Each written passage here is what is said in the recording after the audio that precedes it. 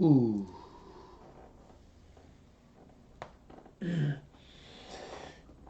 All right, we are stretching right now, of course, but we're hitting up the dual stream. Got the IG and the Facebook Live going on right now. I am absurd, and this is chatting with Abby. It's typically filled on Facebook, but we got the IG going on. So IG is gonna get like less authentic. They're not gonna get as full of an experience. Too low frames per second. Is it because I'm using a Wi-Fi? I don't know. I don't know what's with the sudden drop. But hey,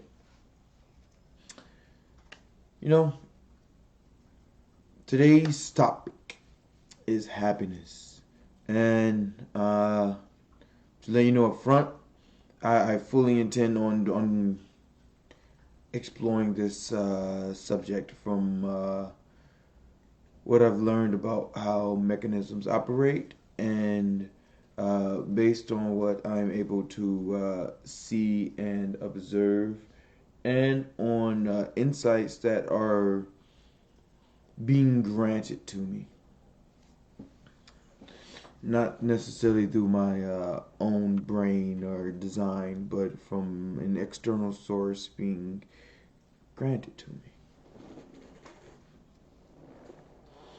So, like, one, I want to start off by saying my Instagram has changed.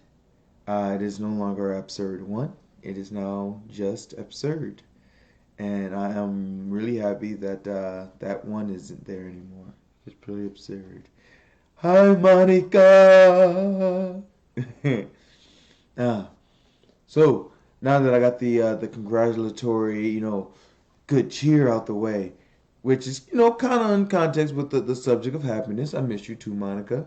I like having fun. I do. I enjoy it, but I don't wake up in the morning and say, I'm going to plan to have fun today. But rather, the manner in which I live my life allows for fun to occur. So I don't necessarily have to plan my fun. I can go walk my dogs in the park and now have fun because the manner in which I live my life simply allows for fun to occur. In the same way, I don't plan my meals. I don't say, I'm going to eat at 4 o'clock and I'm going to eat at, 1. Like, I simply eat when I'm hungry. So, when I'm hungry, I go and get some food. If I'm bored, I go and get some fun. There are times when I'm walking the dogs and I'm not out having fun. I'm not miserable. I'm just not actively having fun. I'm just walking the dogs. They're doing their thing. I'm doing my thing. We're not playing together. We're simply around each other. We are aware of each other, and we are operating in unison with each other. Even if she's up there or in Santos is over there, they're both gonna look back, and even if I'm just walking my hands in my pockets, rocking back and forth, I'm still gonna pay attention to where they are. Don't actively have to have fun when I'm with them all the time. Even now, Santos is sitting there chilling. Aaron is eating the little mint sticks. When their breath is woof. Like here, take some. You want a treat? Yeah, here you go. And I'm doing a podcast, and I'm not having fun while I'm doing this. I enjoy it, but I can enjoy something without needing to get the fun chemicals. Speaking of happiness, happiness is a feeling.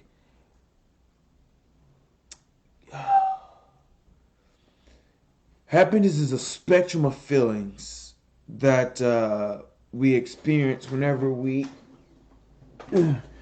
are having an intake of dopamine, serotonin, cortisol, and a cocktail of a few other hormones and neurotransmitters.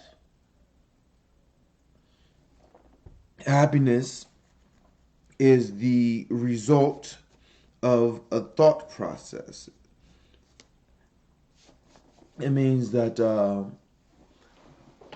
but happiness can also be a result of a mechanical process, such as so when I say happiness is a thought process, what I mean is anything can make you happy if you want it to. So just like addiction is a thought process. Anything can get you high if you want it to, as long as it's causing those responses in your brain. Um, there are people who get so in order to talk about happiness, I'm going to have to delve into addiction a bit because it's it's required to make it make sense. So there are two types of addictions that I've been made aware of. Addictions to material substances and addictions to conceptual substances. Um, when someone is like addicted to coke, that's that's a material substance. When someone is addicted to the act of having sex, that is a material substance. When someone is addicted to money, that is a conceptual substance. Um, when someone is addicted to happiness, that is a conceptual substance. When someone is addicted to vanity, that is a conceptual substance. The thing about conceptual substances is they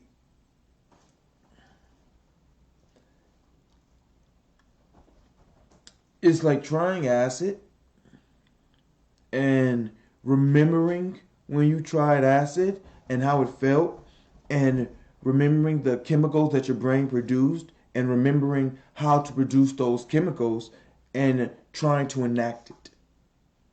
So your brain starts to produce those chemicals because you're asking it to. Like, hey, produce dopamine now or else I want to feel happy. Produce dopamine.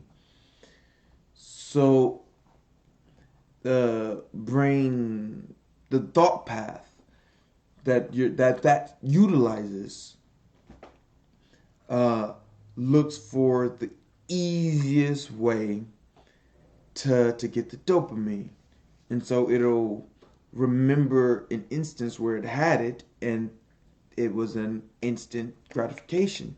It was easy. It's like so let's take the cocaine for example. Um, it tends, as far as I'm aware of, like how cocaine operates, it tends to form a conceptual addiction before it forms a material addiction. Um, so they'll do it. They'll get that rush of dopamine, serotonin, and adrenaline, right? And their their ego is gonna be like, hey, I need some more adrenaline. Like I need your body to produce a level of adrenaline that it did at that time because I need that much adrenaline. I want that much. I want it that much.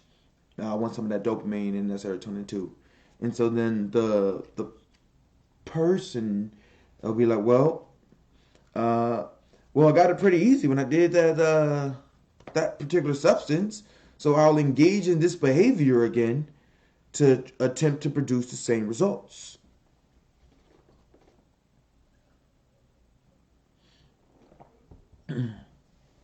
If someone becomes addicted to sex, it's like, hey, I like that cortisol, that vasopressin, that dopamine, serotonin, a bit of that adrenaline, epinephrine, norepinephrine that was being produced at that time. I like that variety of cocktails. I like that cocktail.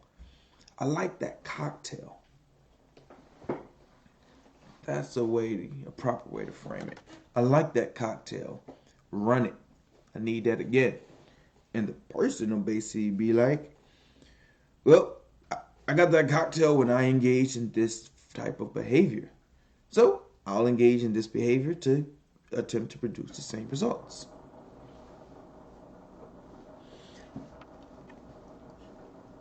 In the same way,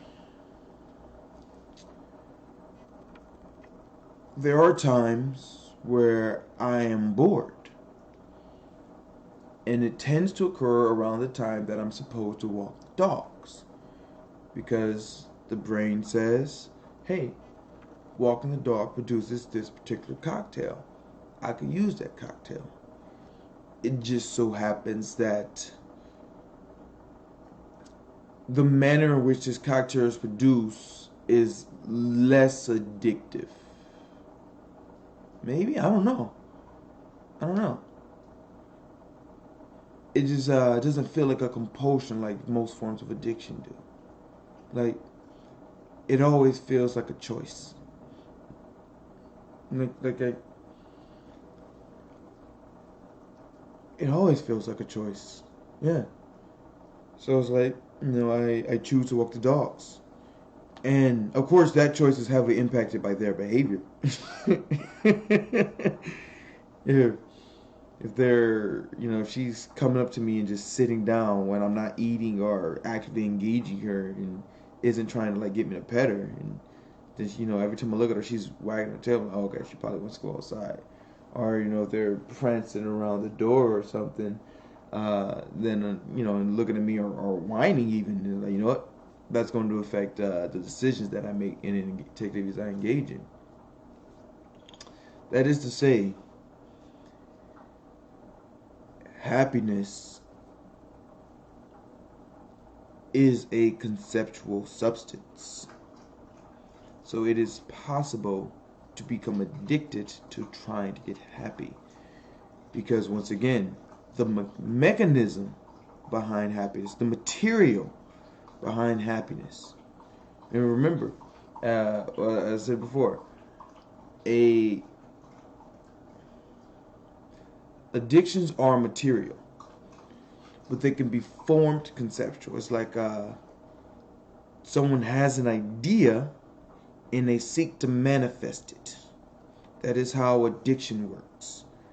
They have an idea of how they want to feel. They have this end result. I want to feel this way. And in order to reverse engineer it, they achieve very particular patterns of behavior. That pattern of behavior is, they would achieve patterns of behavior.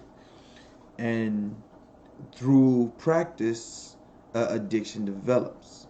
They begin to feel compelled to engage in this pattern of behavior in order to feel this certain way.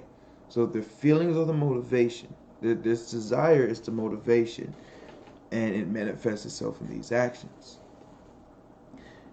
If I desire to be happy because it's a conceptual substance, it means that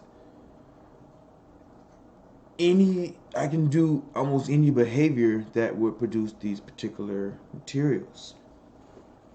So there are people who feel happy when they win. And the way that they win is to trade their money and time for the opportunity to win. And so they gamble. They gamble. And when they win, they get happy. And we've seen the effects of this particular addiction. There are some people who, when they want to feel happy, they disempower others. And so, in order to, feel happy, they look for ways to remove, disempower, and, defeat others. And they bully as their addiction. There are some who simply want to feel powerful. That's what makes them happy. Feelings of power. So they convince themselves and tell others repeatedly about how powerful they are and how powerful they want to be. And they hang around people who tell them that they're powerful. And they hang around people who want to feel powerful as well. As long as in their respective contexts, they don't feel more powerful than each other. So like, it'd be like, hey, I'm a powerful being. Yeah, me too. Sweet, let's be powerful beings together. How powerful is your being? Oh, mine's super powerful. What about yours? Yeah, super powerful too. Are you trying to be more powerful than me? What? Nah. And they allow the Aaron. I don't mind petting you, but I can't focus and change my body. So if you want me to pet you, come here. Ven acá.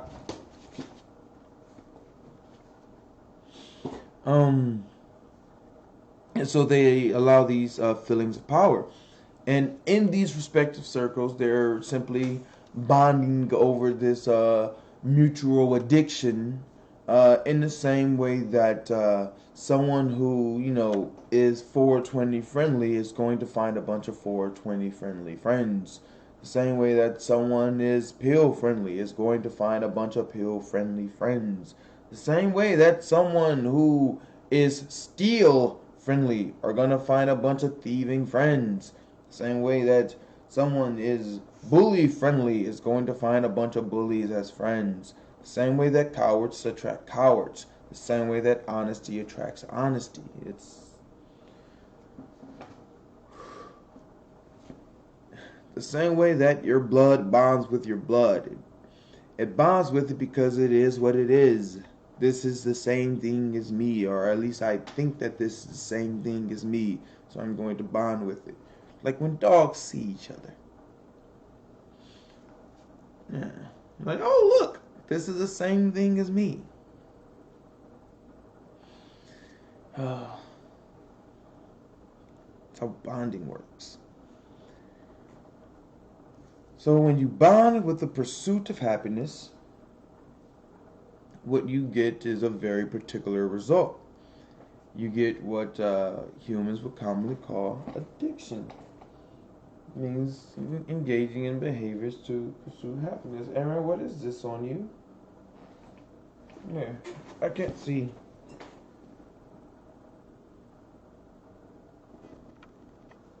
Oh, something bit you. Oh, poor baby.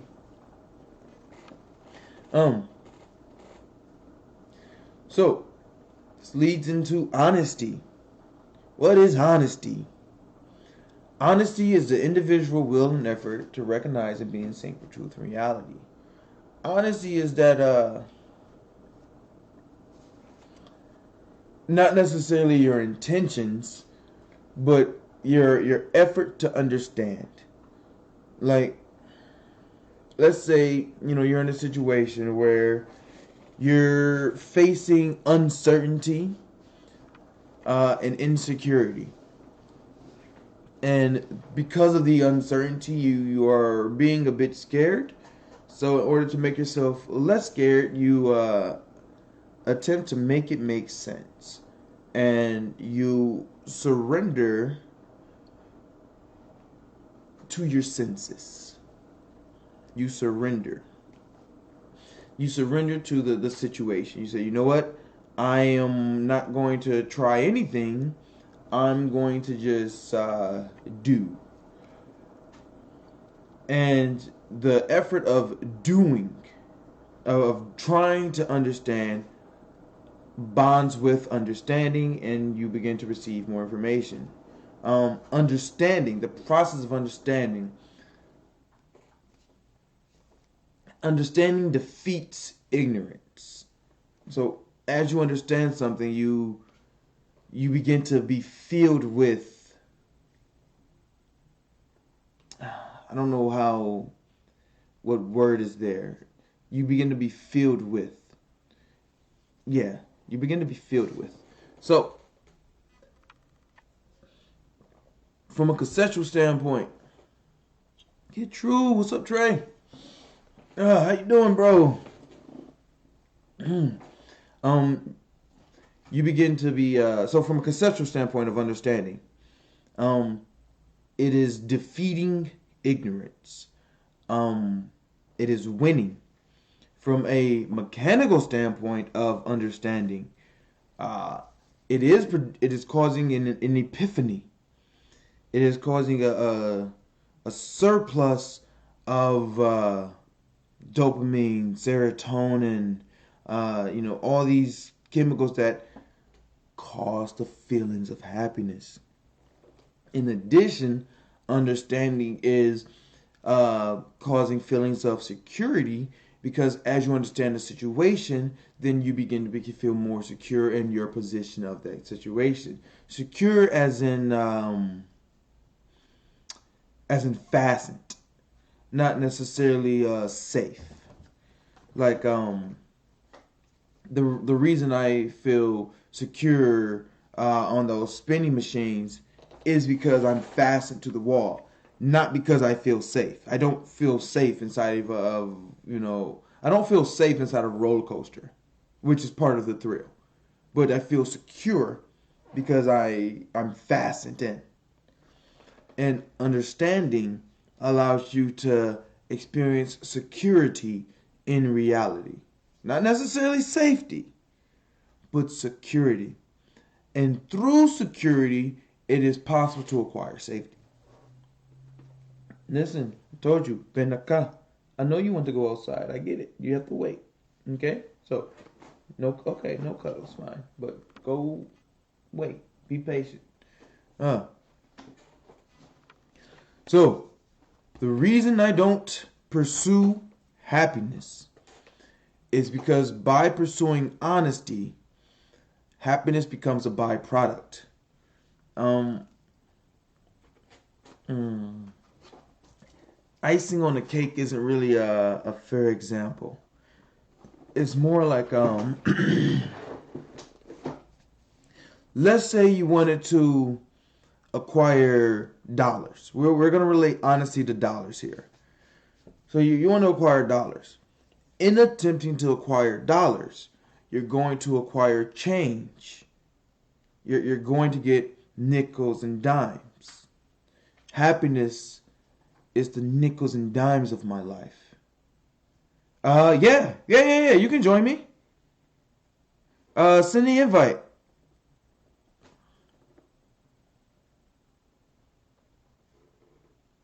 Oh, one day. Oh, okay. Okay. But yeah, I do these. Oh, yeah. You do it. Go live. I don't know if I did it right.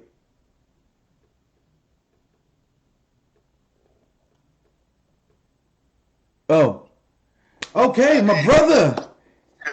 Man.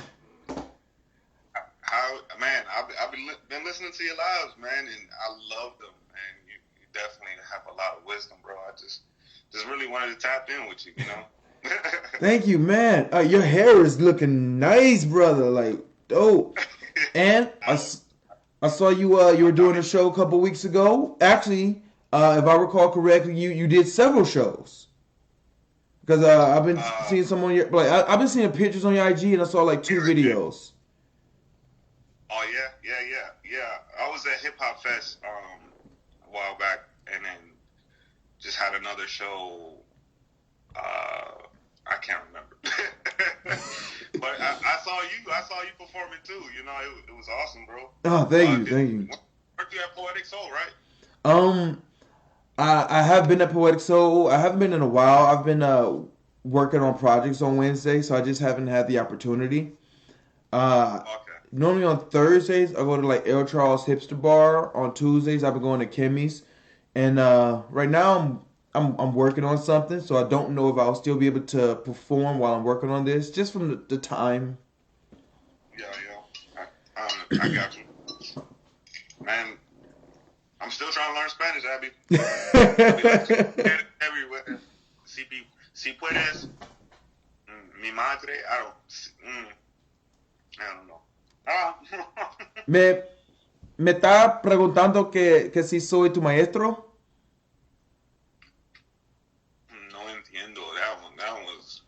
Oh. Too far. um, Too far. I was. Did you want me to be your teacher? You see. Pues, so I would love to rather say than yes. That's than actually teach yes. you, I mean, whenever we talk, I'm gonna just throw some Spanish in there. Like we're gonna have conversations in Spanish. That way you can learn at your own pace. yeah. Y, First, I thank you. You know. ay, sin problema. Y si tienes dudas, habla Yeah. claro a mí. Si tienes dudas, me dices, ¿qué es la significa de lo que dices? So if I say, if I say something you don't understand, hit me with the like, ¿qué es la significa? Like, what? I mean, what does that mean, or how is what's Yeah, important? What yeah, does it significant is like significant? Like how is it relate? yeah, Okay, yeah. okay, And if you have a question about how to translate, like, I'm not really good at translating, but if you give yeah, a full idea, I can translate that idea better than I can just a word. mm, So, like, I mean, like, if you say, like, como se dice fork, I will say tenedor. But if you say, like, como se dice, let me go to the bathroom, it's like, ay voy a baño, which isn't the direct translation, but it's yeah, the proper translation. yeah. Right now, I have like because I being out here, it's Mexican country and the Spanish country really. So I was working and with a lot of Mexicans and just picking it up, but I only know base words. So it's Okay. like when they start doing it fast and fiero piante, I'm like, whoa, what's going on here? Like, slow it down. But I'm glad I have a friend of you, Abby, because yeah, man, that is something that I would love to incorporate in music. I love. It's just like African culture too. Mm. It's very parallel in a sense, but still connected. So I can see that. yeah, Yeah. has the same origins. I grew up learning Latin. Um, Causia tetle, Causia de tet. It's been a while. It means uh, the results are hidden, but the cause is hidden, but the results are well known. I like that saying Yeah, because it's like results tend to be observable. Like someone objective. can see the end. Oh, that ties into this podcast. Thank you for that. I appreciate you tying into it. Yeah, I joined in late, so I was hoping I could add something into it, but I'm glad Yeah, I did. thank you. Like people see part of the result. They see the happiness, and they say, "Oh man, I see he's doing happiness." Uh, but the cause is hidden. The cause is hidden. Mm-hmm. That's why I constantly have to tell people, I'm just trying to be honest. All of these results that people see, the financial success, the happiness, the music, like the ability that I display in my music, all of that are simply different results from me trying to be Yeah. honest. Like honesty is Well, the pathway that good. I'm utilizing. What Yeah, I didn't hear and you. being just good, which is more than great. You know, a lot of people do get caught up in the facades of I need to be this amount. You know what I mean? Mm-hmm. And then that's limiting because you limited. You already thought about what it is that you should be instead of just being. So yeah, Yeah, I love it. I yeah. love it. And the great part about honesty is you. So in my experience, I never notice when I'm being honest because it simply feels natural. Um, I tend to notice when I'm being corrupt or when I'm being selfish. So when I'm being honest, it just feels like a everyday life. He may have had a call or something. But hopefully he'll be back. When I'm being honest, it tends to just be a natural state of being for me. But when I'm being selfish, it's like the thought, occurs. Like, that seems to benefit me more than it benefits the person that I'm engaging with. Oh my goodness, I just realized I didn't record this. Oh well. But wrap things up. Happiness is mechanical. And the two ways to achieve that mechanism are material, are either utilizing honesty or utilizing the pathway of addiction. And they result in honesty, but the impacts and the pathway to get there have extremely noticeable differences. So the reason I don't pursue honesty, I do pursue honesty. The reason I don't pursue happiness is because happiness is the nickels and the dimes. It's the byproduct. It's just what happens along the way. It's just part of the cycle that I go through in my pathway of being honest. In the same way that sometimes I'm awake and sometimes I'm asleep. I don't pursue being awake. I don't pursue being asleep. It just occurs when it's time to. So,